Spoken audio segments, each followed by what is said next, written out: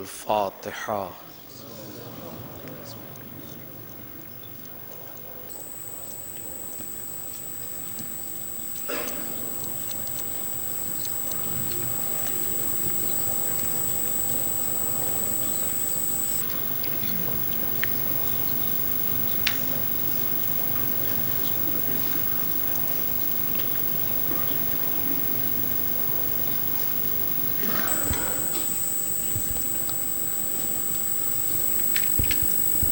أعوذ بالله السميع العليم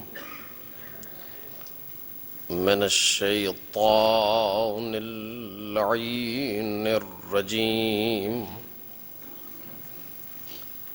بسم الله الرحمن الرحيم.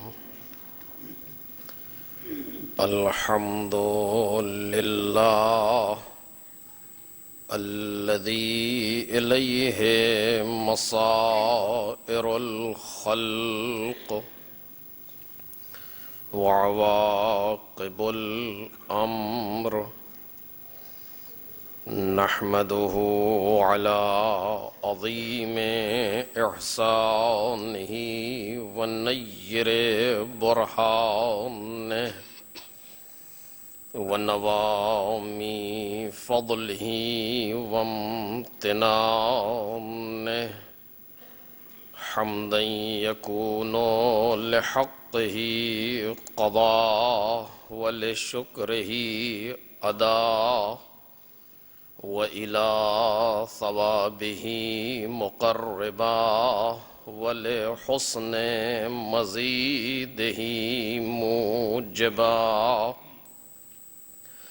والصلاة والسلام والتحية والإكرام على أمينه وحبيبه وخيرته من خلقه وحافظ سره ومبلغ رسالاته، العبد المرتضى والنبي المجتبى والرسول المصطفى أبي القاسم محمد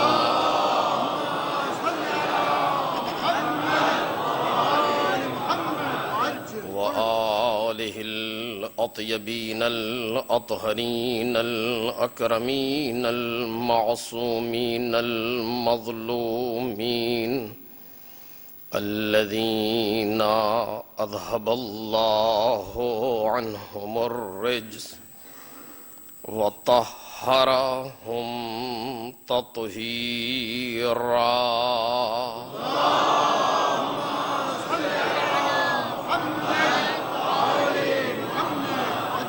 لا سيما ابن الزهراء بقية الله وآيته الكبرى، واللعنة الأبدية على أعدائهم أجمعين. أما بعد، فقد قال الله الكريم في الذكر الحكيم: وجعلناهم أئمة يهدون بأمرنا وأوحينا إليهم فعل الخيرات وإقام الصلاة وإيتاء الزكاة وكانوا لنا عابدين.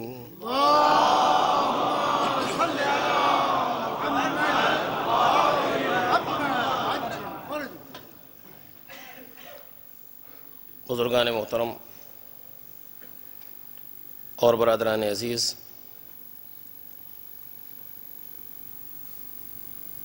سورہ مبارکہ انبیاء کی اس آیہ کریمہ کے ذیل میں ہماری گفتگو جاری ہے، جس میں ارشاد خالق کائنات ہے کہ ہم نے انہیں امام بنایا جو ہمارے امر سے ہدایت کرتے تھے اور ہم نے ان کی طرف کار خیر کرنے، نمازوں کو قائم کرنے اور زکوٰۃ دینے کی وحی کی، اور یہ سب ہماری ہی عبادت کرنے والے تھے۔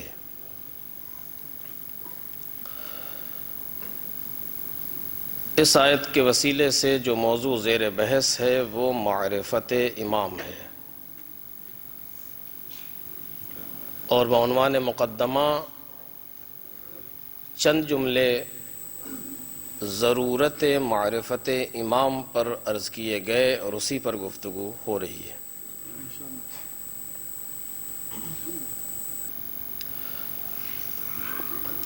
کائنات میں ہماری خلقت کا مقصد معرفت پروردگار ہے۔ اس نے ہمیں خلق فرمایا ہے تاکہ ہم اسے پہچانیں، یہ ہمارا مقصد ہے، اور اس کے علاوہ جتنے مقاصد ہیں وہ سب اسی آخری مقصد کے حصول کے لیے ہیں۔ ما خلقت الجن والانس الا لیعبدون، اسی مقصد کے حصول کے لیے ہے کہ انسان معرفت حاصل کر سکے۔ اور خود باری تعالی نے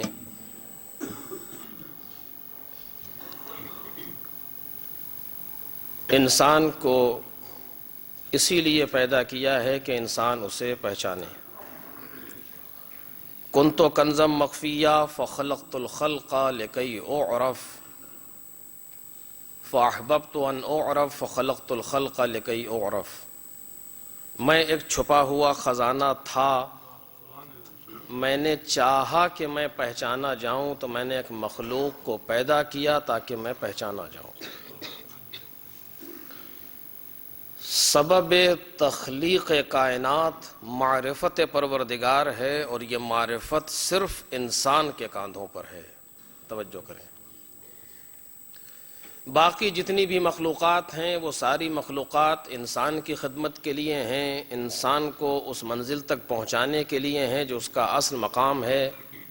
انسان صرف معرفت پروردگار کے لیے۔ خدا کو پہچاننا ہے، وہ خدا جو ہمارے کسی حواس میں نہیں آتا، کسی سینس میں نہیں سماتا، نہ حواس ظاہرہ میں نہ حواس باطنہ میں، کہیں نہیں آتا۔ صرف اتنا کہہ دینا کہ وہ خدا ہے یہ کافی نہیں ہے معرفت کے لیے۔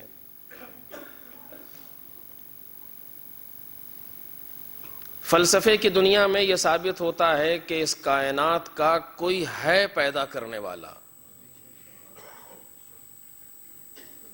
یعنی کیا ایک موہوم سا مفہوم ہے جو ذہن میں آتا ہے کہ کوئی چیز بغیر بنانے والے کے نہیں بن سکتی، لہٰذا اتنی بڑی کائنات بھی بغیر کسی بنانے والے کی نہیں بنی ہے، جس نے بنایا ہے وہی خدا ہے۔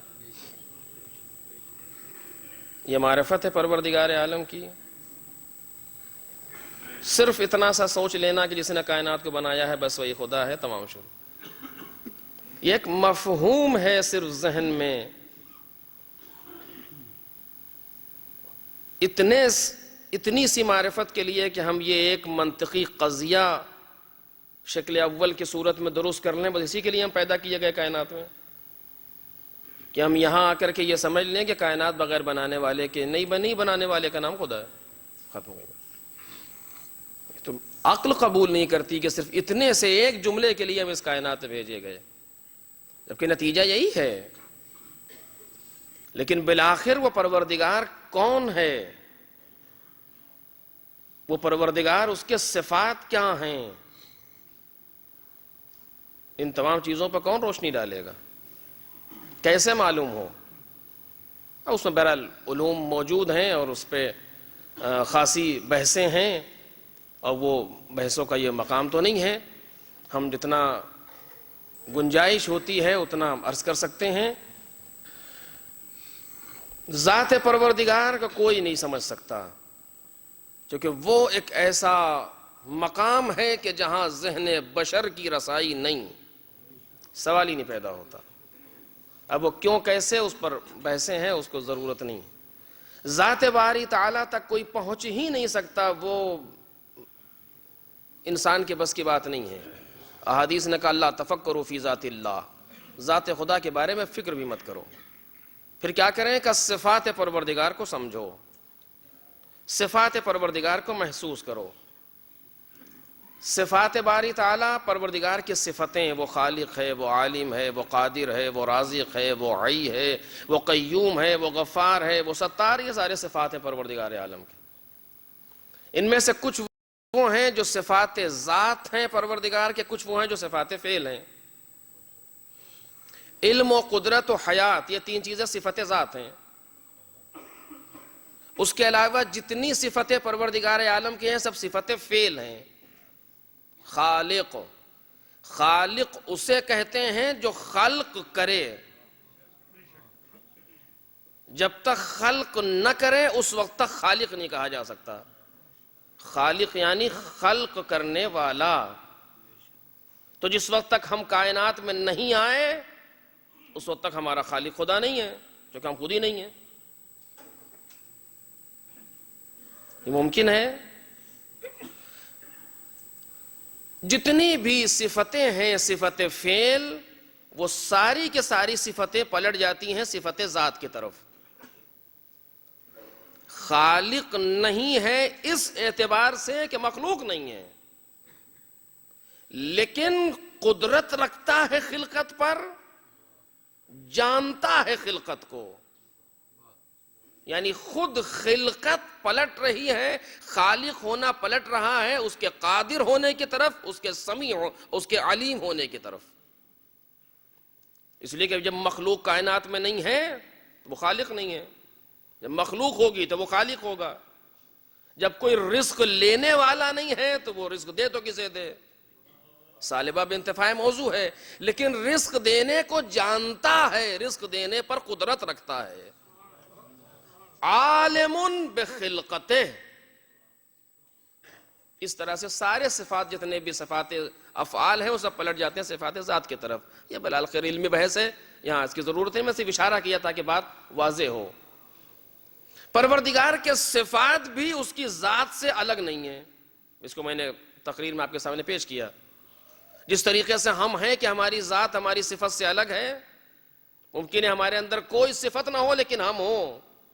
جیسے کہ ہم تھے، کوئی صفت نہیں تھی، لیکن خدا ایسا نہیں ہے. وہ جب سے ہے عالم ہے، وہ جب سے ہے قادر ہے، وہ جب سے ہے حی ہے. اس کی صفت کو اس کی ذات سے جدا نہیں کیا جا سکتا. توجہ کریں، یہ معنی ہے ذات و صفات کے ایک ہونے کے. جیسے میں نے مثال آپ کے سامنے دی تھی کہ ایک صلوات پڑھیں محمد اور آل محمد.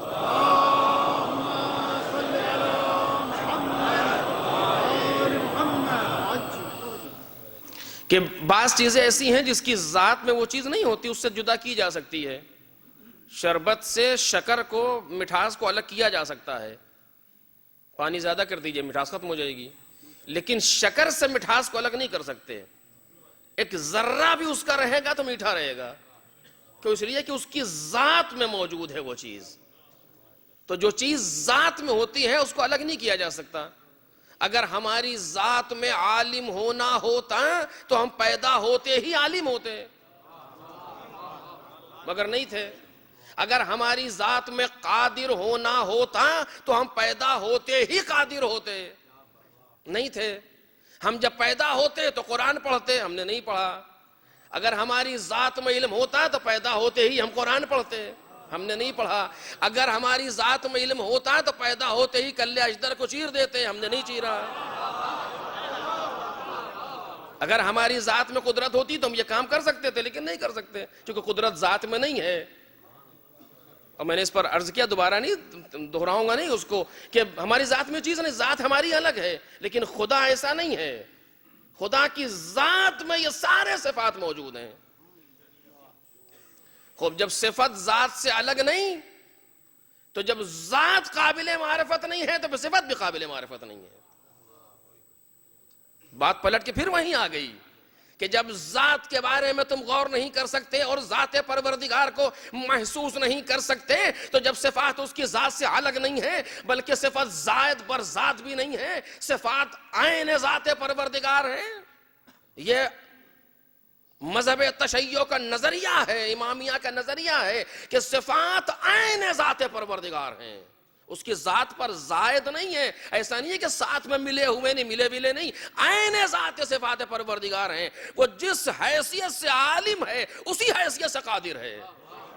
توجہ کریں، یہ جو موضوع بہت عمیق ہے اور یہ گفتگو بہت ہی ایسی ہے کہ ذرا سا اس پر سخت توجہ دینی پڑے گی ہمیں تاکہ اسے محسوس کریں. وہ جس جہت سے عالم ہے اسی جہت سے قادر ہے. الگ نہیں ہے اس میں چیز کہ قدرت الگ ہے، اسے ہماری قدرت ایک مفہوم رکھتی ہے اور علم دوسرا مفہوم رکھتا ہے، لیکن وہاں ایسا نہیں ہے. وہاں ایک ہی چیز ہے جو سب کچھ ہے. توجہ کیجئے. تو جب ذات و صفات بالکل ایک ہی ہیں اور صفات عین ذات پروردگار ہیں تو کیسے سمجھیں پھر صفات کو؟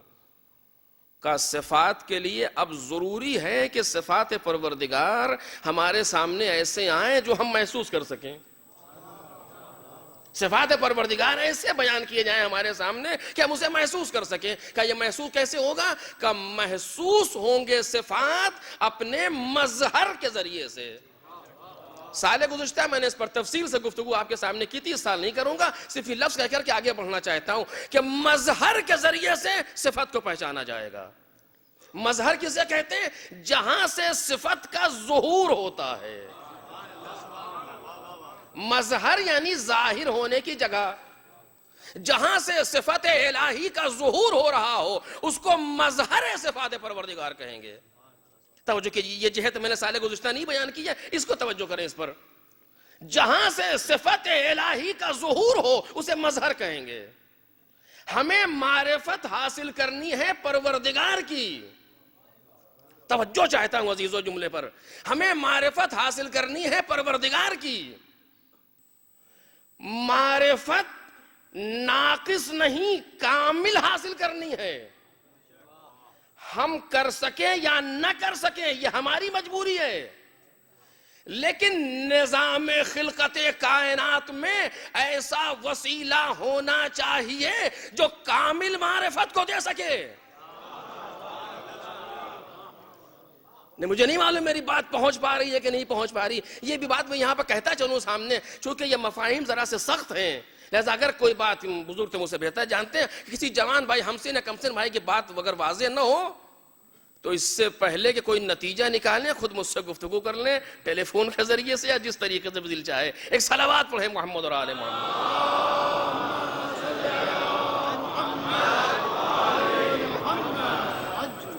جو گفتگو تقریباً سلسلہ وار ہے، کچھ باتیں کل ہیں وہ اس کا تفصیل آج ہے، کچھ آج ہے تفصیل بعد میں ہے، لہذا ایک سلسلہ ہے گفتگو کا جو میں پیش کرنا چاہتا ہوں آپ کے سامنے. توجہ کیجئے. ایک یونیورسٹی ہے، اس نے کہا ہے کہ ہمارے یہاں انسان فلسفے پر ڈاکٹریٹ کر سکتا ہے. ٹھیک، اس کے معنی کیا ہے؟ اس کا مطلب یہ ہے کہ فلسفے پر ڈاکٹریٹ کرنے کے لیے اس یونیورسٹی میں سارے وسائل فراہم ہونا چاہیے. کوئی ڈاکٹریٹ کر سکے یا نہ کر سکے یہ اسٹوڈنٹ کی مجبوری ہے.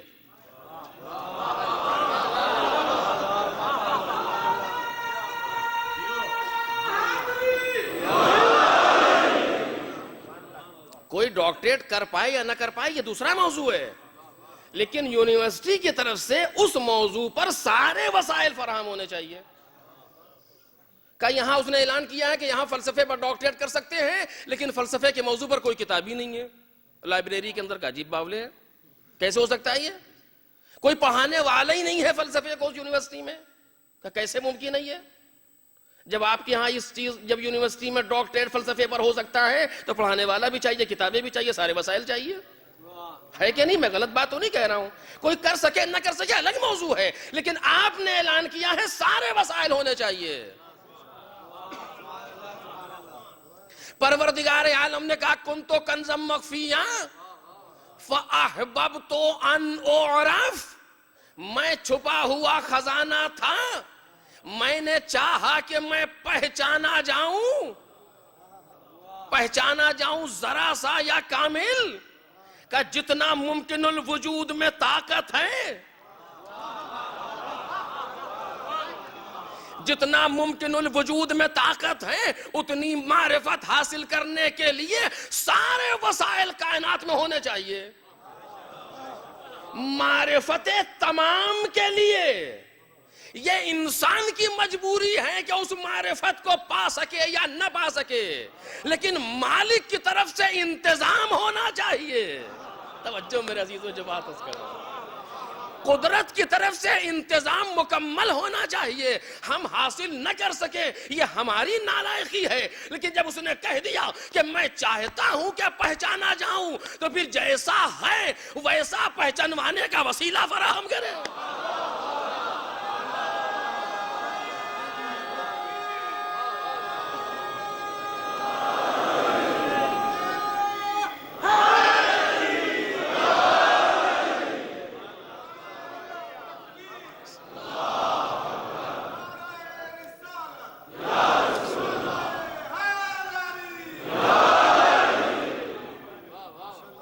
حضرات، مجھ سے کہا جا رہا ہے کہ میں آپ سے اشارہ کروں آگے آنے کے لیے، اگر آپ آ سکتے ہیں تو تشریف لائیں۔ ویسے حال تقریباً پیک ہے، لیکن بھلے جتنا ممکن ہے تھوڑا سا آگے آ جائیے۔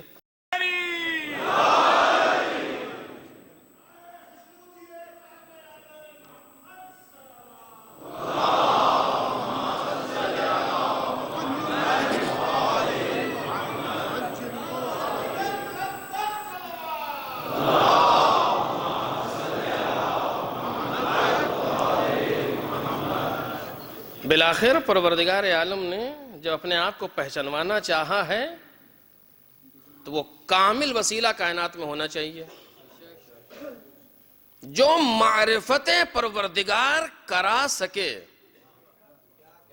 بات میری منطقی ہے یا نہیں ہے؟ ہم معرفت حاصل نہ کر سکیں، یہ ہماری نالائقی ہے، یہ ہماری مجبوری ہے، یہ ہماری کمظرفی ہے، ہمیں قبول ہے، لیکن قدرت کی طرف سے نظام ہونا چاہیے۔ جب ایک یونیورسٹی نے اعلان کر دیا کہ ہمارے یہاں آپ فلسفے پر پی ایچ ڈی کر سکتے ہیں، تو فلسفے پر پی ایچ ڈی کرانے کے لیے سارے انتظامات ہونے چاہیے۔ کوئی کر سکے یا نہ کر سکے یہ دوسرا موضوع ہے۔ جب پروردگار نے اعلان کر دیا کہ ہم اپنے آپ کو پہچانوانا چاہتے ہیں کائنات میں، تو پہچانوانے کے لیے مکمل انتظام ہونا چاہیے۔ کوئی پہچان سکے یا نہ پہچان سکے یہ انسان کی مجبوری ہے، لیکن پروردگار تیرے لیے لازم ہے کہ تو اس کائنات میں مکمل انتظام کرے اپنی معرفت کے لیے۔ یہ بات واضح ہو گئی؟ ہو مکمل انتظام کرے یعنی کیا کرے؟ اپنے آپ کو پہچانوانا ہے، کسی اور کو نہیں۔ اپنے آپ کو پہچانوانا چاہتا ہے، کیا کرے؟ ذات کو پہچاننے کی صلاحیت نہیں ہے انسان میں۔ اب یہ مثال میں جگہ نہیں دینا چاہتا ہوں ورنہ مثال چسپاں ہے، لیکن کبھی کسی اور مقام پر عرض کروں گا آپ کے سامنے، چونکہ طولانی ہے۔ جس طریقے سے ہمارا 40 واٹ کا بلب یا 100 واٹ کا بلب 11,000 وولٹ سے جل نہیں سکتا، مجبوری اس 11,000 وولٹ کی نہیں ہے کہ جلا نہیں سکتا، مجبوری اس بلب کی ہے کہ اس میں کیپیسٹی نہیں ہے، لگے گا تو منفجر ہو جائے گا۔ توجہ کرے، کہ خبردار اس سے نہ لگانا، سب کچھ سوچو ذات خدا کے بارے میں نہیں، چونکہ یہاں کیپیسٹی نہیں ہے، یہاں پر ظرفیت نہیں ہے، منفجر ہو جاؤ گے، ہلاک ہو جاؤ گے، خود نہیں کر سکتے۔ پھر کیا کریں؟ تو نے کہا تھا کہ ہمیں پہچانوانا ہے، کہ ذات کو نہیں پہچان پاؤ گے، پھر کہ صفات کو پہچانو۔ تو صفات کو یہ کیسے پہچانے؟ میرے مالک تیرے صفات اور تیری ذات سے ایک ہی ہیں۔ بات پھر گھوم کر کے وہیں آگے کا نہیں، ہم اپنے صفات کے مظاہر بنائیں گے، ہم کائنات میں ایسے مقامات بنائیں گے جہاں سے ہماری صفت ظاہر ہو۔ ہم رب ہیں، اپنی ربوبیت کا مظہر بنائیں گے۔ ہم خالق ہیں، اپنے خالق ہونے کا مظہر بنائیں گے۔ ہم عالم ہیں، اپنے علم کا مظہر بنائیں گے۔ ہم قادر ہیں اپنی قدرت کا مظہر بنائیں گے. ساری کبریائی ہمارے لیے ہے، اس کا مظہر بنائیں گے. سارا علو ہمارے لیے ہے، اس کا مظہر بنائیں گے، تاکہ تم پہچانو تو ہمیں. خوب مظاہر پروردگار عالم بنائے گا. کہیں تو آسان ہے، دیکھیے پہاڑ دیکھیے بلند ہے نا، کہ جی بہت بڑا ہے، خدا اس سے بڑا ہے. خوب یہ مظہر ہے پروردگار کا. کیوں؟ اچھا دیکھیے ایک جملہ مجھے یاد نہیں، میں نے کہا کہ نہیں کہا تو دوبارہ سن لیجئے. دعا آپ پڑھتے ہیں نماز کے قنوت میں بھی ہے، اور اچھا ہے کہ انسان کہے رب ارحمہما. سب کو یاد ہے الحمدللہ، آسانی ہوگی مجھے بیان کرنے میں. رب ارحمہما کما ربیانی صغیرا. ترجمہ کیا ہے؟ میرے پروردگار ان دونوں پر رحم کر جیسے ان لوگوں نے مجھ پر رحم کیا. یہی ترجمہ ہے؟ ہاں یہاں مشکل آئی. پروردگار ان دونوں پر رحم کر جیسے انہوں نے مجھ پر رحم کیا. کہا نہیں یہ تو نہیں ہے، کما رحما نی صغیرہ نہیں ہے، کما ربیا. رب ارحمہما، اے رب ان دونوں پر رحم کر جیسے ان دونوں نے ہماری تربیت کی، ربوبیت کا مظہر بنایا. توجہ کیجئے، ورنہ کہنا کیا چاہیے تھا؟ جب اگر رحمت کی دعا ہے تو مناسب یہ نہیں تھا کہتا یا رحیم ارحمہما. پروردگار اے رحیم خدا ان دونوں پر رحم کر، جس طرح کہا جاتا ہے. لیکن اے رب ان دونوں پر رحم کر جیسے یعنی اے میرے پالنے والے، یعنی اے پالنے والے. لفظ میرا بھی ہٹا دیں، ترجمہ دقیق ہو رب، جبکہ رب کے معنی صرف پالنے والے نہیں ہیں. دو ترجمے ہیں، یا پالنے والا یا مدبر کائنات. اب یہ بات آہی کہ جلدی سے میں کہوں آپ کے سامنے. دیکھیے رب جو لفظ ہے یہ دو طرح سے آیا ہے. یا با سے رب بنا ہے، رے بے رب، یا ربایا سے رب کہلاتا ہے. اگر ربابا سے بنا ہوگا تو پالنے والا ترجمہ نہیں ہے، مدبر کائنات، وہ جس کے قبضہ قدرت میں پوری کائنات کا کنٹرول ہو. الحمدللہ رب العالمین، تمام عالمین کا کنٹرولر، تمام عالمین پر حکمرانی کرنے والا. اس میں سے ایک چیز ہے پالنے والا. لیکن اگر ربایا سے رب ہے تو پالنے والے کے معنی میں ہے. یہاں پر ظاہر کر دیا رب ارحمہما کما ربیا. جب ربیا آیا یعنی پالنے والے دونوں یہ میرے، مدبر نہیں. اے پالنے والے ان پر ایسے رحمت نازل کر جیسے انہوں نے میری تربیت کی، مجھے پالا. یعنی ایک اشارہ مل رہا ہے کہ اس کی ربوبیت کے مظہر ہے یہ. توجہ میرے عزیز. اور اب بات آ ہی گئی ہے، میں رکنا نہیں چاہ رہا تھا. آپ دیکھیں وَقَضَىٰ رَبُّكَ أَلَّا تَعْبُدُوا إِلَّا إِيَّاهُ وَبِالْوَالِدَيْنِ إِحْسَانًا. پروردگار، لہجہ قرآن کا دیکھیں عجیب و غریب ہے لہجہ. یہ موضوع نہیں ہے، میں بریکٹ میں عرض کر رہا ہوں، لیکن ہوش میں رہیں وہ لوگ جو ابھی نوجوانی اور جوانی کی منزل میں ہیں، جن کے ماں باپ زندہ ہیں، مجھ جیسے لوگ مثلا. ہوش میں رہیں کہ قضا ربک الا تعبدوا الا ایاہ، تمہارے پروردگار نے یہ فیصلہ کر لیا. وہ قضا ربک، یہاں بھی وہی بات آئی رب سے. تمہارے پروردگار نے یہ فیصلہ کر لیا الا تعبدوا الا ایاہ، کہ اس کے علاوہ کسی کی عبادت نہ کرنا. وبالوالدین احسانا، اور اپنے والدین کے ساتھ نیکی کرو. اس کے معنی اگر عبادت کے بعد کوئی مرحلہ ہے تو نیکی والدین کے ساتھ. وبالوالدین احسانا اما یبلغن عندک الکبر احدہما او کلاہما فلا تقل لہما اف. دیکھو ان میں سے دونوں یا ایک جب بوڑھے ہو جائیں تو کبھی ان پر اف نہ کہنا. اف کے کوئی معنی نہیں ہے، ایک انداز ہے انسان کا. اف، خبردار تمہیں حق نہیں ہے کہ اف تک بھی کہو. بعد میں نہیں کہا گیا کہ اف یہ اس میں فعل ہے اتضجر کے لیے، یہ آپ کہتے رہیے. قرآن نے اس انداز سے منع کر دیا. فلا تقل لہما اف. میں صرف ایک مقصد کے لیے آیت کو پڑھ رہا ہوں، توجہ کیجئے گا.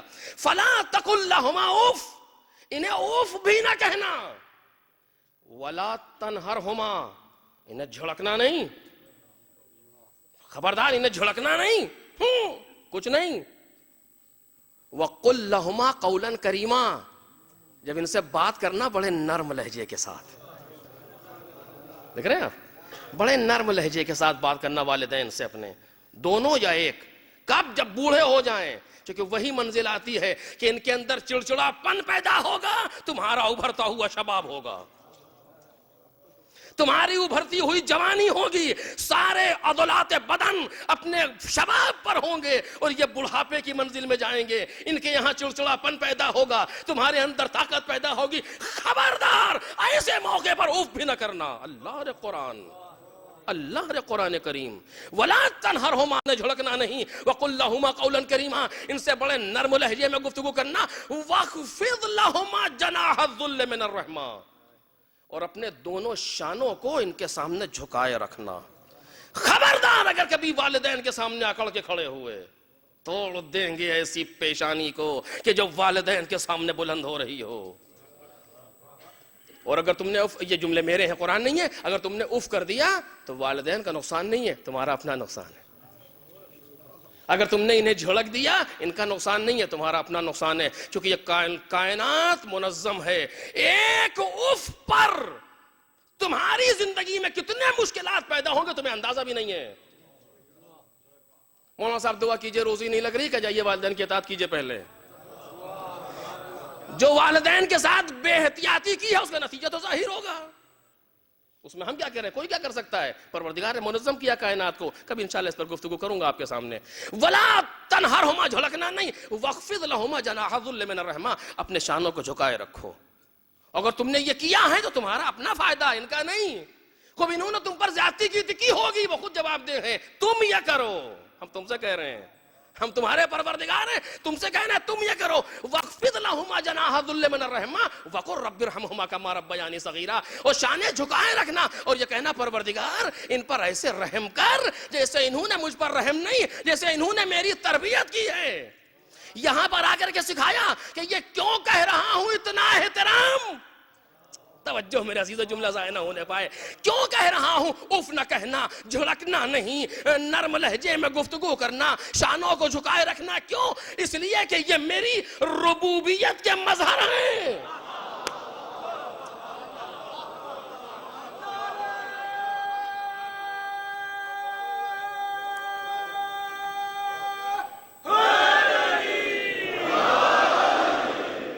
توجہ فرما، توجہ کیجیے جو بات عرض کرنا چاہتا ہوں. کیوں کہ یہ میری ربوبیت کے مظہر ہیں. اتنا احترام کیوں، اتنا سب کچھ کیوں والدین کے لیے؟ کہ چونکہ میری صفت کا مظہر ہے، لہذا جو ہماری صفت کا مظہر ہو وہاں اندازی ہونا چاہیے. ہم رب ہیں، ان سے صفت ظاہر ہو رہی ہے. ربیا، جس طرح ان دونوں نے ہماری ربوبیت یعنی ہمیں پالا ہے، جس طریقے سے ان پر رحم کر رب سے گفتگو شروع کی تاکہ مظہر ربوبیت کو سمجھائے. لیکن توجہ میرے عزیزو، والدین پروردگار کی ربوبیت کے مظہر مکمل ہیں یا مظہر ناقص ہیں؟ کیا مجال کے جواب ایک ہو جائے مجمع کا؟ ماں باپ سے زیادہ کائنات میں کوئی ہے محبت کرنے والا؟ وہ بھول جائیے جو محبتیں اس پر اظہار ہوتی ہیں. ماں باپ سے زیادہ محبت کرنے والا کائنات میں تصور نہیں کیا جا سکتا.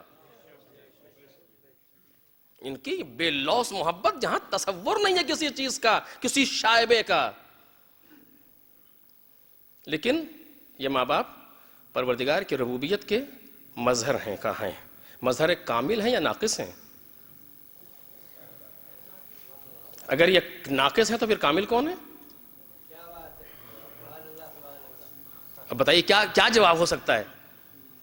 پروردگار عالم کی ربوبیت کے حد درجہ ناقص مظہر ہیں.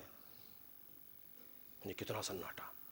کہ اس کے اوپر تو کوئی ہے ہی نہیں ہے، کیا کہہ رہے ہیں ناقص ہیں؟ نقص پر توجہ کریں. ابھی آپ نے دیکھا ایک بچہ ایک جگہ پر رویا، 100 عورتیں بیٹھی ہوں، ایک متوجہ ہوگی، یہ باقی کیوں نہیں؟ ایک راستے سے گزر رہے تھے، ایک بچے غلط جگہ پر دیکھا، ایک آدمی نے دیکھ تماشا مارا، چل ادھر، باقی دوسرے بچے بھی تو کھیل رہے ہیں، ان پہ کیوں نہیں؟ کہا نہیں، یہ میرا ہے، یہ میرا ہے. اتنا مکمل مظہر، اتنا ناقص کہ محدود ہو گیا صرف میرے سے. توجہ کیجئے، صرف میرے سے اتنا مکمل مظہر پروردگار عالم کا، لیکن نقص یہ ہے کہ اپنے آپ سے محدود ہے. ماں کے دل میں جو درد اپنے بچے کے لیے پیدا ہوتا دوسرے کے لیے ہو ہی نہیں سکتا. باپ کے دل میں جو درد اپنے بچے کے لیے دوسرے کے لیے ممکن ہی نہیں ہے، جبکہ یہ بھی خدا کی مخلوق ہے، وہ بھی خدا کی مخلوق ہے، یہ بھی خدا کا دیا ہوا، وہ بھی خدا کا دیا ہوا. لیکن کیوں؟ چونکہ اس نے مظہر بنایا ہے، لیکن اسی حد تک.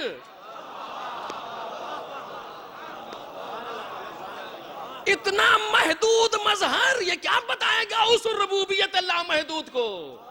توجہ کیجئے، عام محسوس کر سکتے ہیں، لیکن کوئی ایسا چاہیے جو لامحدود مظہر ہو، جو لامحدود مظہر ہو، کہ جس طریقے سے اپنے بچے کے رونے پر دل جلے اسی طرح کسی یتیم کے رونے پر دل جلے.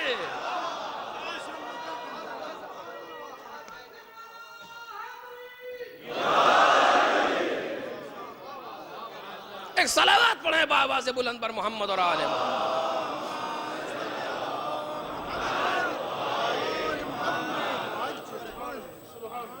اور اب میں ٹھہرنا نہیں چاہتا ہوں، لیکن بات آئی ہے اس لیے 2 لفظ کہہ رہا ہوں. ہمارا بچہ بھوکا ہو، ہم گھر میں کھا کے سو جائیں گے؟ سوال ہی نہیں پیدا ہوتا. کیسی بات کر رہے ہیں آپ؟ سوال ہی نہیں پیدا ہوتا. دوسرے کا بچہ بھوکا ہو، کہاں اس کے لیے دعا کریں گے، کچھ دیر دل میں کچھ ہوگا، لیکن اپنا خود مسئلہ نہیں. لیکن ایک انسان ایسا ہے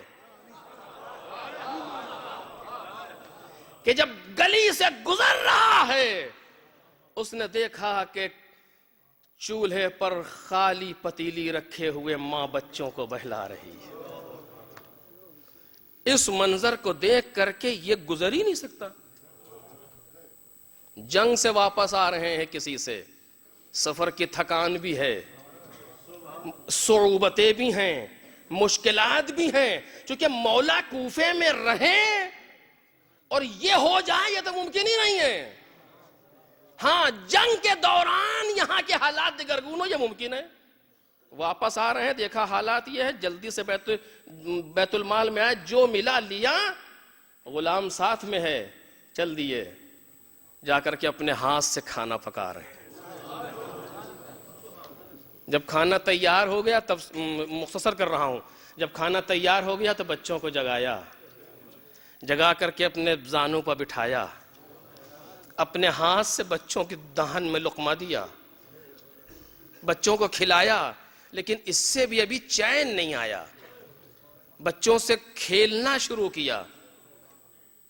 چاروں ہاتھ پیر زمین پر ٹیک کر کے بیٹھے، بچوں کو پشت پر بٹھایا، گھر میں ٹہلے علی اس طریقے سے. اس کے بعد باہر آئے، خادم اپنا غلام پوچھتا ہے، مولا آپ نے ہمیں غلہ نہیں اٹھانے دیا، مجھے معلوم ہے آپ ثواب لینا چاہتے تھے، آپ نے خود کھانا پکایا، ہماری سمجھ میں آ گیا، آپ نے اپنے ہاتھ سے بچوں کو کھانا کھلایا، ہماری سمجھ میں آیا، یہ آپ نے کیا کیا؟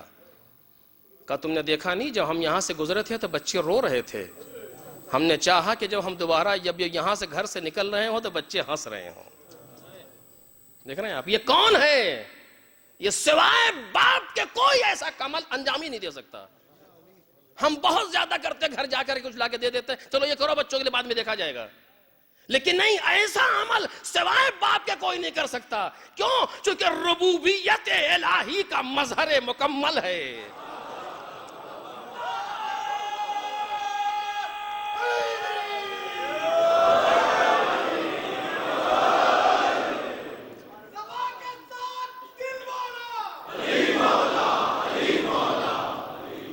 مظہر لامحدود مالک کا، ربوبیت الہی کا مظہر ہے. جس طریقے سے اپنے بچے کو بھوکا نہیں دیکھ سکتا، اسی طریقے سے دوسرے کے بچے کو بھی بھوکا نہیں دیکھ سکتا. اب سمجھ میں آیا پیغمبر نے کیا کہا تھا کہ انا و علی ابوا ہذہ الامہ، ہم اور علی اس امت کے دو باپ ہیں. جیسا باپ اپنے بچے کو چاہتا ہے، اسی طریقے سے چونکہ ہم بھی اور علی بھی مظہر لامحدود ربوبیت پروردگار ہیں، سارے بچوں کے لیے وہی درد رکھتے ہیں. ایک صلوات پڑھ دے محمد اور آل محمد.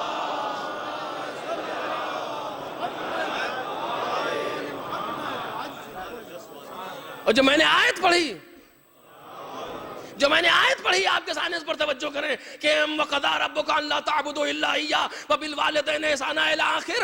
اف نہ کرنا، جھڑکنا نہیں، شانوں کو جھکائے رکھنا، نرم لہجے میں گفتگو کرنا، ان کے لیے دعا کرنا. مالک اتنا اہتمام کیوں؟ کہ یہ ہماری ربوبیت کے مظہر ہیں. رب ارحمہما کما ربیانی صغیرا. اب سوچے انسان کہ جب مظہر محدود کے لیے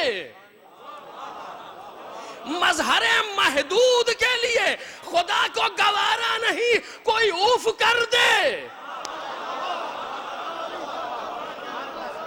جب مظہر محدود کے لیے خدا کو گوارا نہیں کوئی جھڑک دے، جب مظہر محدود کے لیے خدا کو گوارا نہیں کوئی ان کے سامنے آ کر کے کھڑا ہو، تو جو تمام صفات الہی کا مظہر لامحدود ہو اس کے لیے خدا کتنی احتیاط رکھے گا. ایک صلوات پڑھ دے محمد اور آل.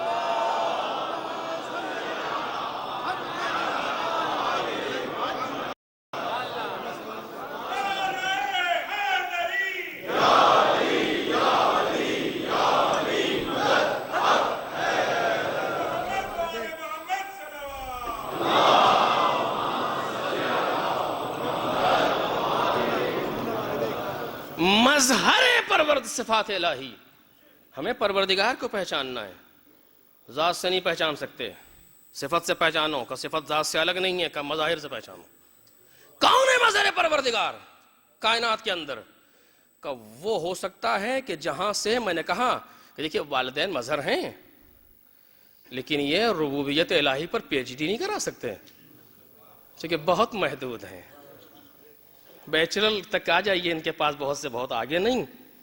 اور یہاں یونیورسٹی کا اعلان ہے پی ایچ ڈی کرنا ہے، یہاں سے پی ایچ ڈی فلسفے پر ہو سکتی ہے. اس لیول پر انتظام ہونا چاہیے. کس لیول پر؟ اس کا کیا کہنا ہے؟ الحمدللہ رب العالمین، وہ عالمین کا پروردگار ہے. تو مظہر ایسا ہو جو عالمین پر کنٹرول رکھتا ہو، کیونکہ ہمیں اسے پہچاننا ہے، وہ لامحدود ہے. تو پہچانوانے والا بھی کوئی ایسا ہو جو لامحدود ہو. پہاڑ کی بلندی محدود ہے، آسمان کی حد رکھتا ہے. یہ سارے جو مظاہر سامنے ہیں، قدرت کے مظاہر ہوں، علم کے مظاہر ہوں، یہ سارے کے سارے محدود ہیں. کوئی ایسا چاہیے جو لامحدود صفت کا حامل ہو. میں نے اس پر سال گزشتہ ایک بات کہی تھی، اب آگے نہیں بڑھنا چاہتا، کہ جو لامحدود قوت کا مالک ہو. کون ہے وہ کائنات کے اندر؟ کون ہے جو اس دعویٰ کرے کہ لامحدود صفات الہی کا مالک؟ میں صرف سال گزشتہ سے کہہ چکا ہوں، صرف ایک صفت کو آپ کے سامنے بیان کر رہا ہوں، یا دو صفت. باقی ہم خود دنیا قیاس کرے اور محسوس کرے اس کے قص علی ھذا. دیکھیں 3 چیزیں: علم و قدرت و حیات، صفت ذات. باقی جتنے بھی صفات میں نے عرض کیا سب پلٹتے ہیں صفت ذات کی طرف. سارے صفات الہی کی بازگشت انہی 3 صفتوں پر ہے. خوب، اگر ان 3 صفت کا مظہر ہماری سمجھ میں آ جائے، باقی سارے صفات خود بخود سمجھ میں آ جائیں گے. علم، قدرت و حیات. علم کا مظہر یعنی کیا؟ کا مظہر صفت پروردگار ہے. علم الہی لامحدود، یا محدود ہے؟ لامحدود. کل میں نے کہا تھا کہ علم کی حد کیا ہے؟ جہالت، جہل. جہاں سے جہل، نادانی شروع ہوتا ہے اسی جگہ سے علم ختم ہو جاتا ہے. ہمیں نہیں معلوم، اور حد آ گئی علم کی. پروردگار کی یہاں نہیں معلوم کی گنجائش نہیں ہے. یہ اس کی صفت ہے علم. مظہر کون ہونا چاہیے؟ جس کے یہاں نہیں معلوم نہ ہو.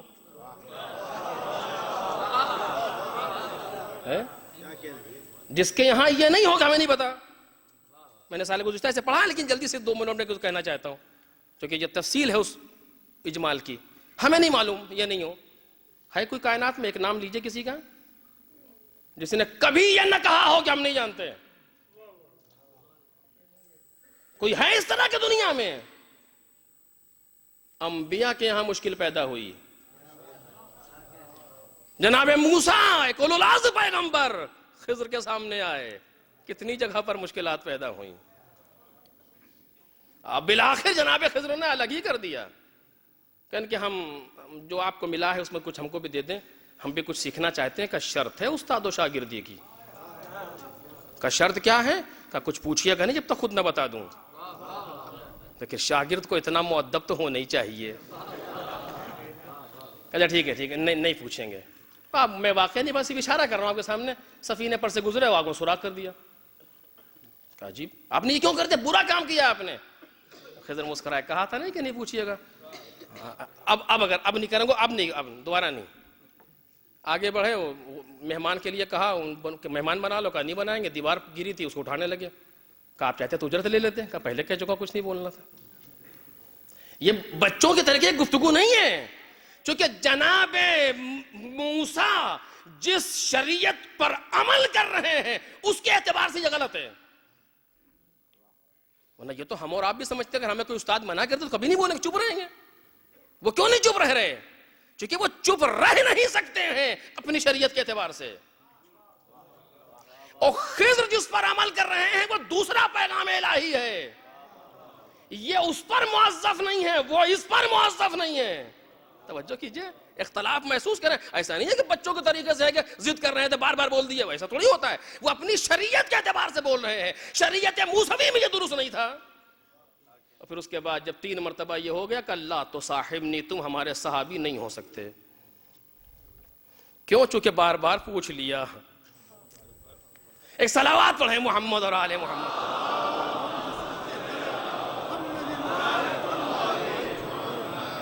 شک نہیں کیا تھا جناب موسیٰ نے, سوال کیا تھا. کہا نہیں بس الگ.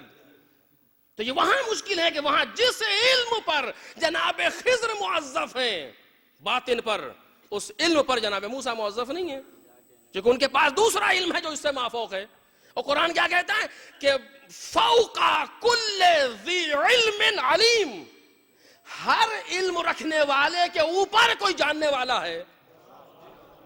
جہاں جا کے یہ سلسلہ رک جائے ممکن الوجود میں, اسی کو مظہر کہیں گے. عزیزو کاش میری بات واضح ہو جائے. فوق کل ذی علم علیم, ہر جاننے والے, ذی علم کہا, عالم نہیں کہا. ہر علم والے پر اس کے اوپر کوئی نہ کوئی علیم ہے, کوئی جاننے والا ہے. اور جہاں جا کر کے یہ سلسلہ رکتا ہے اسی کو مظہر علم الہی کہا جائے گا. کہ جس کے اوپر کوئی جاننے والا نہ ہو سوائے اس پروردگار کے, وہ اصل ہو یہ مظہر ہو, وہ اصل ہو یہ جلوہ ہو. سلسلہ جہاں رک جائے وہ کون ہے؟ کہ کوئی نہیں ہو سکتا سوائے پیغمبر اکرم حضرت محمد مصطفیٰ صلی اللہ علیہ وآلہ.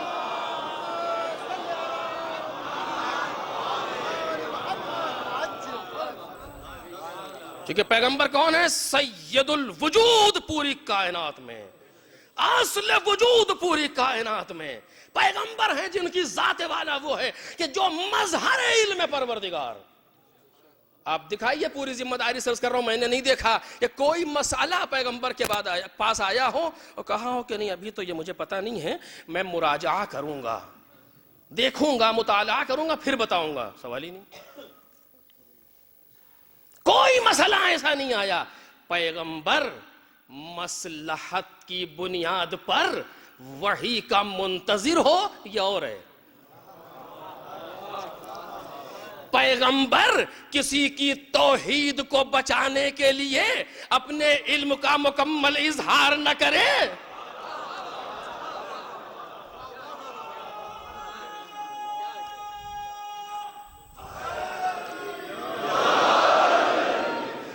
پیغمبر حاسدین و معاندین و مبغضین کے لیے کوئی ایسا عمل کرے کہ دشمن یہ نہ کہے کہ قرآن انہوں نے خود لکھ لیا، یہ اور ہے، لیکن پیغمبر نہ جانتا ہو یہ دوسرا مرحلہ ہے۔ میں نے بھی آپ کے سامنے کہا، موجود ہے، اٹھا کر کے دیکھ لیجئے، جس وقت مولا کائنات نے کعبے میں سے آتے ہی جب دنیا میں قدم رکھا ہے، اس کائنات کو پیغمبر کے ہاتھوں پر قرآن پڑھا، پیغمبر نے کیا کہا؟ تم بالکل ویسے ہی پڑھ رہے ہو جیسے میں لوح محفوظ پر تلاوت کیا کرتا تھا۔ امام حسن مجتبیٰ علیہ السلام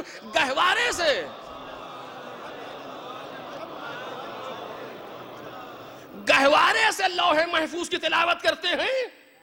پیغمبر کی آغوش میں آنے والا بچہ گہوارے سے لوح محفوظ کی تلاوت کر رہا ہے، اور پیغمبر بغیر جبریل کے بتائے نہیں جانتے۔ توجہ کریں، ہم اس آپریشن کے قائل نہیں ہیں جو کائنات میں پہلی اوپن ہارٹ سرجری ہوئی، جس کا سرجر جناب جبرائیل، جس کا مریض پیغمبر۔ ہم اس کے قائل نہیں ہیں کہ انہوں نے آ کر کے سینہ پیغمبر کو شگافتہ کیا، اس میں سے دل کو نکالا، پھر اس کو نچوڑا، پھر کالا قطرہ گرا، اور پھر اب قابل وحی بنے۔ جبرائیل کی حیثیت کیا ہے پیغمبر کے سامنے؟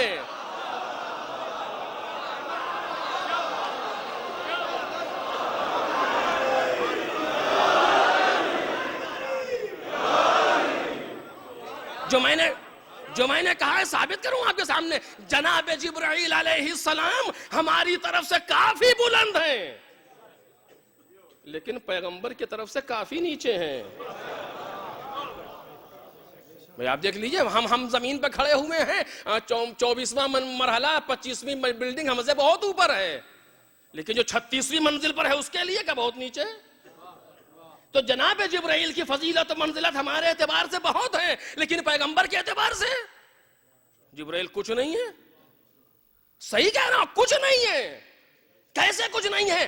اب آپ بس آپ جلدی سے دلیل سنیے، آپ نے ہزاروں بار سنا اس کا، سبحان الذی اسریٰ بعبدہ لیلا من المسجد الحرام الی آخر۔ کیا ہوا؟ ایک منزل پہ جا کر کے جبرائیل کھڑے ہو گئے، اب یہ رک گئے اور ٹھہر گئے، یہ اس عالم انوار میں کیا ہے اس سے زیادہ ہم سمجھ نہیں سکتے۔ یعنی حقیقت یہ ہے کہ وجود ملکوتی ختم ہو گیا، وہ رک گئے ٹھہر گئے، یہ سب ہمارے سمجھانے کے لیے ہے، ورنہ وجود ملکوتی جتنا سعی وجودی جبرائیل کا ہے ختم ہو گیا۔ ٹھہر گئے جا کر کے، کیا ہوا؟ چلو، کہا نہیں، کہا پھر کہا آپ اکیلے جائیے، اکیلے جائیے۔ اکیلے گئے، ٹھیک ہے پھر رہ جاؤ، اکیلے گئے، اور آگے گئے، اور آگے گئے، ادنو منی، اور قریبا۔ آج جیسی تنہائی تو کہاں میسر، اور قریبا۔ دنا فتدلا فکانا قاب قوسین، پھر وہاں کیا ہوا؟ جملہ عرض کر رہا ہوں، اس سے پہلے میں نے دوسرے انداز سے کہا ہے، سنیے اس چیز کے لیے، فَأَوْحَا إِلَىٰ عَبْدِهِ مَا أَوْحَا، اپنے بندے پر وحی کی جو وحی کی۔ وحی کی کہ جی قرآن کہہ رہا ہے، اور جبرائیل کا تو پیچھے۔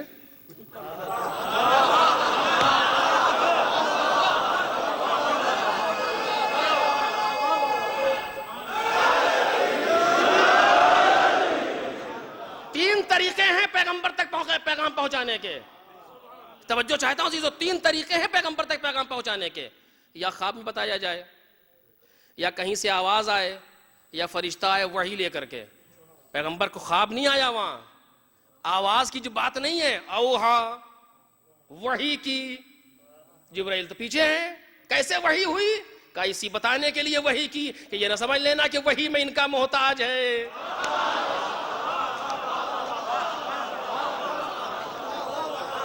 ساری وحییں جو اب تک آئی تھی سب بافاصلہ بالواسطہ، لیکن یہ ایسی وحی ہے جو بلا فاصلہ ہے۔ ایک صلوات پڑھیں محمد اور آل محمد۔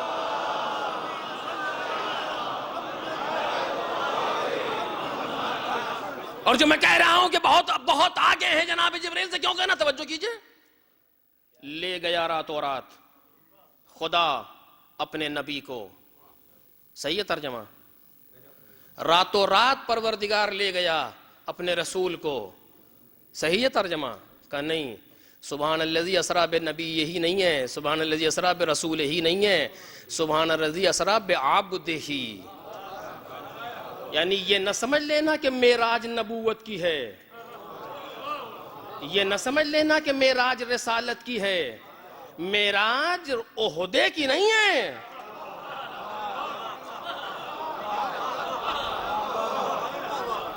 جس طرح ہمارے یہاں ہوتا کہ جاہل و کچھ جانتا وانتا کچھ نہیں تھا، لوگوں نے ووٹ دے کر کے نبی اور منتری بنا دیا تو اب وہاں پہنچ گیا جہاں ہم نہیں پہنچ سکتے۔ ایسا نہیں ہے کہ تم یہ محسوس کرو کہ کچھ عہدے کے ذریعے سے لے گیا ورنہ کہاں، نہیں، سبحان الذی اسریٰ بعبدہ، اپنے بندے کو لے گیا، یعنی اس کی بندگی اتنی قوی ہے، اس کی عبودیت اتنی قوی ہے کہ ملکوتیت ٹھہر جاتی ہے، عبودیت آگے بڑھتی ہے۔ ایک صلوات پڑھیں محمد اور آل محمد۔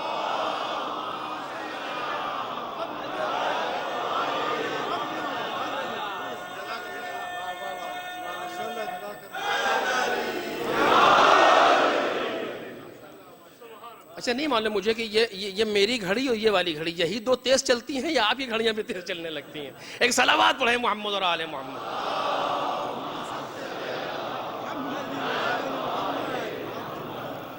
اگر بعض مصلحت کی بنیاد پر کہ لوگ یہ نہ کہہ دیں کہ پیغمبر نے قرآن خود ہی لکھ لیا اور یہ مسئلہ وحی کا نہیں ہے اور یہ رابطہ پروردگار نہیں ہے اس لیے میرا نبی خاموش رہے، تو یہ نہ سمجھ لینا کہ جانتا نہیں ہے، نہیں، یہ مظہر علم الہی ہے کہ جہاں سما میں علوم پروردگار اس کے اندر سمائے ہوئے ہیں۔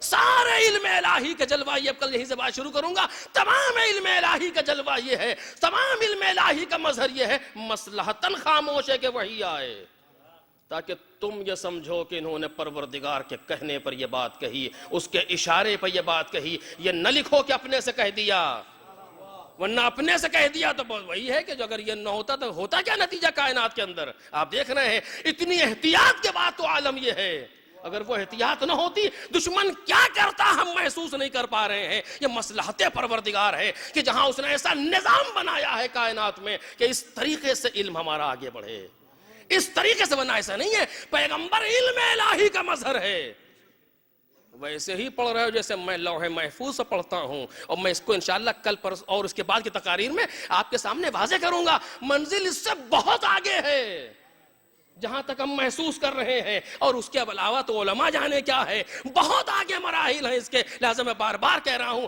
اگر کوئی شبہ ہو تو ضرور اس کے بارے میں ڈسکس کیا جائے، ایسا نہ ہو کہ بات یہاں سے وہاں چلی جائے۔ علم الہی کے مظہر ہیں، ہم پہچاننے کے لیے کائنات میں آئے ہیں، اور ہم بہت زیادہ پہچانیں گے ذات کو نہیں، صفت کو نہیں، صرف مظہر کو،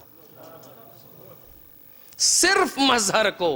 ہماری ساری معرفت خدا کی اڑان مظہر تک رہ جاتی ہے، اس سے آگے نہیں جا سکتے۔ دیکھیے اللہ اللہ کرنا اور ہے،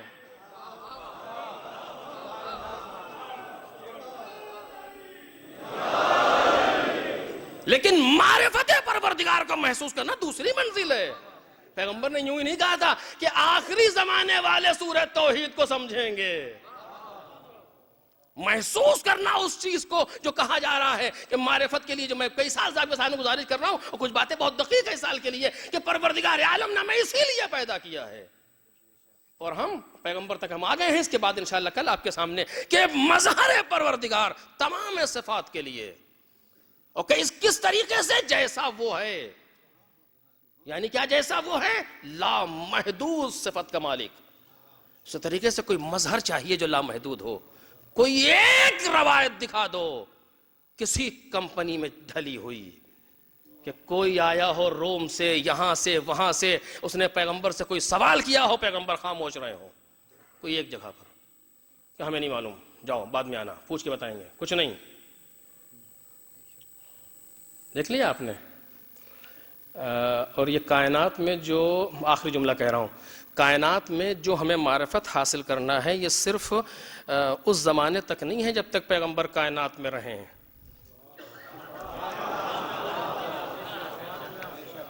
بلکہ یہ منزل ابھی بہت آگے ہے. ابھی دنیا پتہ نہیں کہاں تک پہنچے گی. 14 برس تو ہو چکے, ابھی کہاں تک جائے گی؟ مظہر چاہیے. کب بس وہ تو پیغمبر تو چلے گئے, کہاں چلے گئے؟ کا انتقال فرما گیا. انکا میت, قرآن کہہ رہا ہے انکا میت و انہم میتون. دنیا مظہر علم الہی سے خالی ہے, دنیا مظہر صفات الہی سے خالی ہے. اس یونیورسٹی میں فلسفے کی پی ایچ ڈی کے سارے سامان تمام ہو گئے. اعلان کر دیجئے کہ آج کے بعد سے کوئی ہماری یونیورسٹی میں فلسفے پر پی ایچ ڈی نہیں کر سکتا, چونکہ وسائل نہیں ہیں. کوئی ایسا اعلان آیا قرآن مجید میں کہ پیغمبر جا رہے ہیں, اب معرفت کے دروازے بند ہو گئے؟ میں ایک جملہ کیا کروں, کیسے کہوں تاکہ بات واضح ہو. یہ مظاہر تک پہنچنا صرف یہ نہیں کتاب میں دیکھ کے پہنچو, نہیں, کوئی رابطہ زندہ چاہیے انسان سے. ہر لمحہ نفوس انسانی سے رابطہ چاہیے. میں کل اس پر گفتگو کروں گا آپ کے سامنے. پیغمبر سن 11 ہجری میں دنیا چھوڑ کے چلے گئے 28 سفر میں. قرآن کہتا ہے انکا میتن. اب جی اب تو کوئی ایسے ہی ہو, ایسے ہی کوئی ہو جو ان کی جگہ پر بیٹھ سکے. کیسا ہو؟ ایسا ہو کہ جو کبھی یہ نہ کہے کہ ہمیں نہیں معلوم.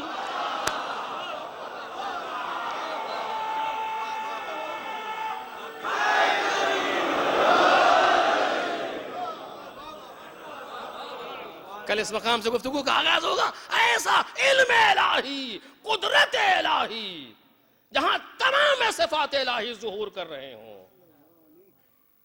اور وہ کون ہو سکتا ہے پیغمبر کے بعد, یہاں پر اس طریقے سے معرفت خدا کو تقسیم کیا جا رہا ہو کہ اگر لینے والے میں صلاحیت ہے تو لمحوں کے اندر اسے عارف بنا دیں.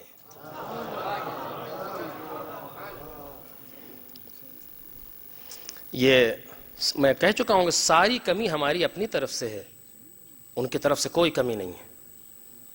اگر صلاحیت پیدا ہو جائے تو لمحوں میں عارف بنا دے. اور یہ بھی پوری بحث ہے, کل میں ایک جگہ گفتگو ہو رہی تھی, پوری بحث ہے کہ کربلا میں جو افراد پہنچے ہیں یہ کیسے لوگ ہیں. سب پروردگار کے یہاں سے منظم اور سب سلیکٹڈ افراد ہیں جو کربلا آ رہے ہیں. کون جائے گا کون نہیں جائے گا یہ سب پہلے سے طے ہے. تو اس کا مطلب یہ نہیں ہے کہ مجبور ہیں کہ جائیں, نہیں, یہ لوگ اپنے اختیار سے اپنے آپ کو اتنا بلند کر دیں گے کہ کربلا پہنچ جائیں. ان میں صلاحیت ہوگی اس طرح کی. کوئی یوں چل دیا, مل گیا, چلے گئے, ایسا نہیں ہے. امام حسین بعض لوگ ایسے بھی ہیں, میں نے پڑھا بھی تھا, خود بلانے گئے, امام نہیں آیا. عبید اللہ ابن حر جوفی خود بلانے گئے امام کے خیمے میں, نہیں آیا. کیوں نہیں آیا؟ بلانے والے میں کوئی کمی ہے؟ ظرف میں طاقت نہیں, وہاں کمی ہے. آئی نہیں سکے. گئے کیوں تھے؟ کہ یہی بتانے گئے تھے, یہی بتانے گئے تھے کہ یہ نہ سمجھ لینا کہ ہر آدمی آ جائے گا. نہیں, وہ آئے گا جس کے یہاں اہلیت ہو, اور جہاں اہلیت تھی کل لمحوں میں بدل گئے. یہ کارواں مکے سے کربلا کی طرف چل رہا ہے. منزل ثعلبیہ پر امام حسین ٹکے تو آپ نے دیکھا کہ دور کچھ خیمے لگے ہیں. ایک خیمہ لگا ہے, بنفس نفیس خود حضرت اس خیمے میں کے پاس گئے. کیا پایا؟ ایک ضعیفہ, ایک بوڑھی عورت وہاں موجود ہے. گفتگو ہوئی, تم اس صحرا میں کیسے؟ کہا میں ہوں, میرا بیٹا ہے, میری بہو ہے, ہم لوگ یہاں پر ہیں, گوستن وغیرہ کا کام ہے ان کا, اس سے گزر معاش ہے. اچھا, کوئی مشکل تو نہیں ہے؟ کہا نہیں, اور الحمد کوئی مشکل اس طرح کی تو نہیں ہے, پانی نہیں ہے نزدیک کہیں. امام حسین کے سامنے مشکل پانی کی.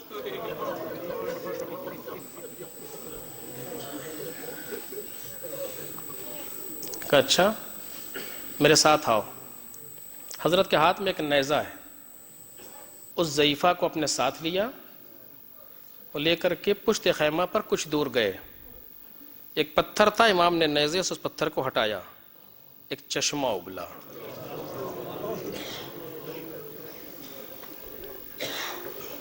آب گوارا قیت پانی تمہارے لیے. اس نے جب یہ منزل دیکھی تو چہرے غور سے دیکھا, آپ کون ہیں؟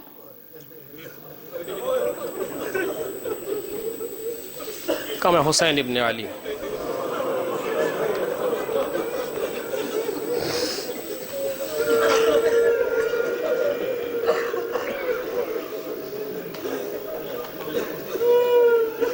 کون حسین؟ چونکہ عیسائی ہیں, نصرانی ہیں, جانتے نہیں ہیں, لیکن یہ صفت بتا رہی ہے کوئی معمولی آدمی نہیں ہے. کون حسین؟ کا حسین ابن علی ابن ابی طالب, پیغمبر کا نواسا ہوں میں. پیغمبر کے نواسے ہیں آپ کا جی, کہاں جا رہے ہیں؟ پورا امام نے اپنا واقعہ بیان کیا. کہا جب شام کو تمہارا بیٹا آئے تو کہنا ہمارے پاس آئے, ہم کو یاور و ناصر کی ضرورت بھی ہے.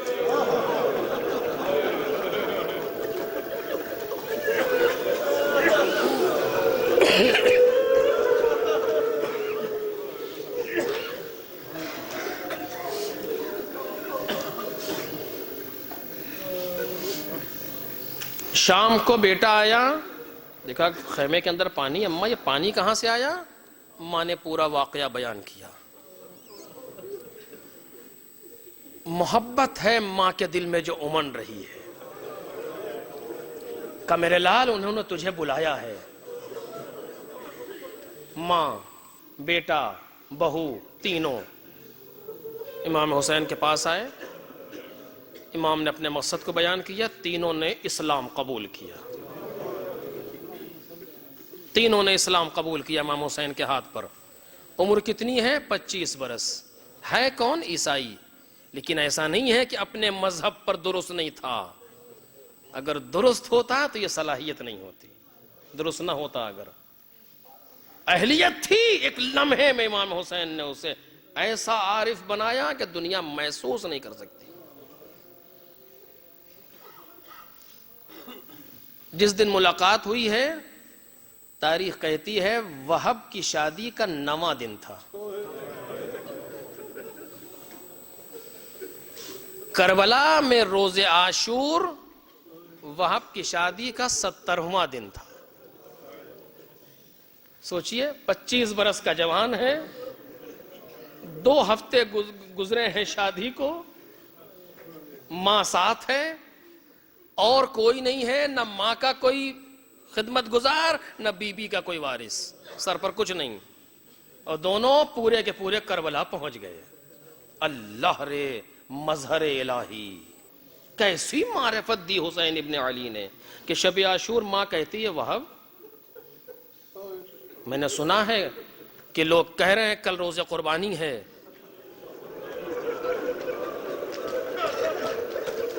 کہاں اماں؟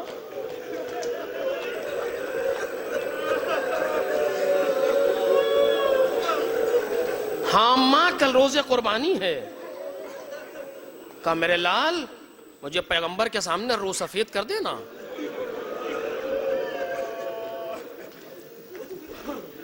ضرور اماں, ہم مولا پر اپنی جان کو قربان کریں گے, مولا کا دفاع کریں گے. اللہ اکبر, اتنی معرفت. کتنے ایسے ہیں جو مدینے سے نہیں آئے, کتنے ایسے ہیں جو مکے سے نہیں آئے, سارے کے سارے مسلمان, لیکن یہ ایک انسان جو ابھی مسلمان ہوا ہے, 1 عشرہ گزرا ہے تقریباً, اور اتنی معرفت آ گئی کہ اسے کوئی فکر نہیں ہے کسی چیز کی. ماں نے شب عاشور بچے کو سمجھایا, بچہ آمادہ ہے. ماں کو بھی فکر نہیں ہے کہ اس کے بعد میرا کیا ہوگا. روز عاشور آیا, ایک ایک کر کے قربانی کے لیے نکلنے لگا. ماں اپنے لال کے قریب آئی, وہاب تم بھی چلو. خیمے میں ہے وہاب, جانا چاہتے ہیں, زوجہ نے دامن تھام لیا. 2 ہفتے کی بیاہی ہے.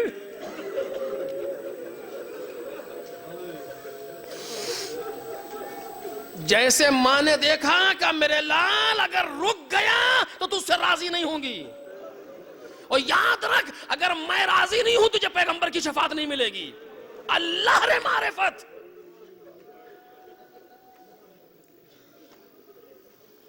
زوجہ کہتی ہے وہاں ہم تم کو روک نہیں رہے، تم جاؤ لیکن ایک وعدہ کرو. بس مجلس تمام ہو گئی عزیزو. ایک وعدہ کرو. کہا کیا؟ کہا جب تم امام حسین پر جان قربان کر دو گے تو بہشت میں جاؤ گے. اللہ رے معرفت. یہ جملے معرفت کے ہیں. یہ نہیں پوچھ رہی کہ میرا کیا ہوگا، تم ہم کو لے کر کے آئے تھے، بیاہ کے لائے تھے، میں کیا کروں. کچھ نہیں. تم جب قربان ہوگے تم بہشت میں جاؤ گے. مجھ سے وعدہ کرو کہ بہشت میں جا کے مجھے بھولو گے نہیں.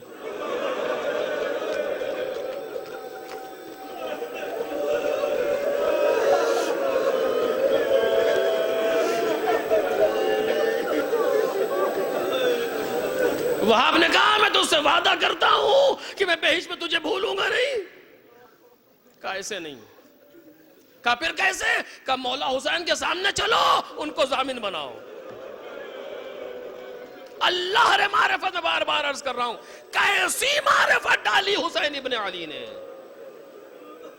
امام نے آتے ہوئے دیکھا، آگے آگے ماں، پیچھے پیچھے بہو بیٹے، ہاتھوں کو جوڑ کر کے مولا بیوہ کا ہدیہ ہے، رد نہ کیجیے گا. امام سر جھکائے ہوئے ہیں. کتنا سخت ہے حسین ابن علی کے لیے، یہ ہم اور آپ محسوس نہیں کر سکتے. یہ رحمت پروردگار کا مظہر عتم ہے. دونوں ساتھ میں آئے. وہاب نے اجازت لی. زوجہ کہتی ہے وہاب کی مولا 2 گزارشیں. کہ بتاؤ کیا ہے؟ کہ میری پہلی گزارش یہ ہے کہ آپ جانتے ہیں وہاب کے علاوہ ہمارا کوئی نہیں. جب وہاب آپ پر شہید ہو جائے، آپ پر قربان ہو جائے گا اور شہید ہو جائے گا، مجھے اتنی اجازت دے دیں کہ آپ کے اہل بیت کے کنیزوں میں آ جاؤ.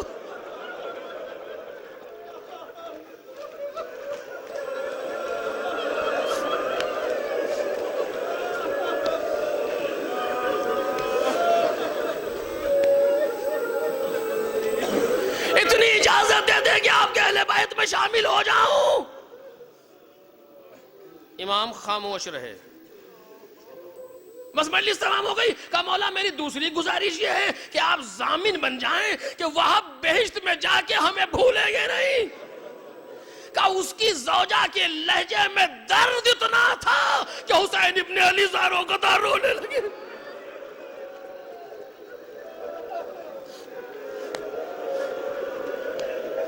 اس سوال کا جواب دیا مولا نے. کہا میں ضامن ہوں، وہاب تیرے بغیر بہشت میں نہ جائے گا. زوجہ نے دامن چھوڑ دیا. وہاب خدا حافظ. اللہ نے اعتماد حسین ابن علی پر. وہاب میدان میں آیا، خوب لڑا. 25 سال کا جوان ہے. لڑتے لڑتے زخموں سے چور ہو کر کے ماں کے سامنے آیا. راضی ہوئی. کہتی ہے ایسے نہیں جب تک تو قربان نہ ہو جا. ایسا نہیں ہے کہ وہاب جان بچانا چاہتا تھا، لیکن یہ چاہتا تھا آخری بار ماں کے لبوں پر مسکراہٹ دیکھ لے. مرنے سے پہلے ماں کی رضا کی خبر سن لے. ماں نے کہا ایسے نہیں، ایسے نہیں. لو عزیزو دوبارہ میدان میں آیا. وہاب پر حملہ کیا گیا، ہاتھ قلم ہوئے وہاب کے اسیر کیا گیا، عمر سعد کے سامنے لایا گیا. اس نے حکم دیا سر قلم کر لیا جائے. سر کاٹ کے دشمنوں نے ماں کی طرف پھینکا. معرفت کی انتہا ہے. آگے بڑھی، سر کو اٹھایا، آسمان کا رخ کیا. اے میرے مالک،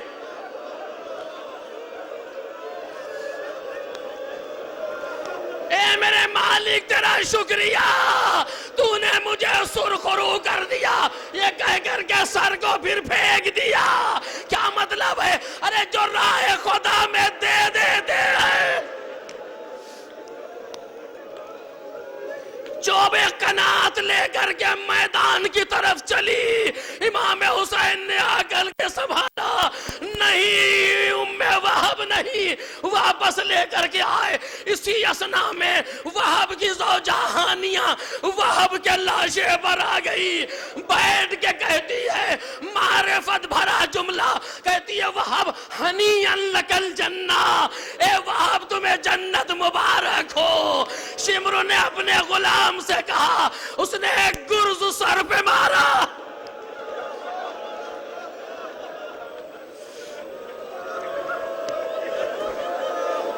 سر پہ گرز مارا، وہب کے برابر گر کے دنیا سے سدھار گئی۔ اب سمجھ میں آیا مولا خاموش کیوں تھے اہل بیت میں داخل کرنے کے لیے۔ ارے تجھے ضرورت نہ ہوگی، وہب کے ساتھ جا۔ دونوں بہش میں ایک جملہ کہوں گا، اے زوجہ وہب، تم نے وہب کو قتل ہوتے دیکھا، لاش پر آ گئی، برداشت نہ کر سکی، شوہر کا فراق برداشت نہ ہوا، قدرت نے تمہیں بلا لیا، لیکن ہائے رباب، کبھی ادھر سے گولے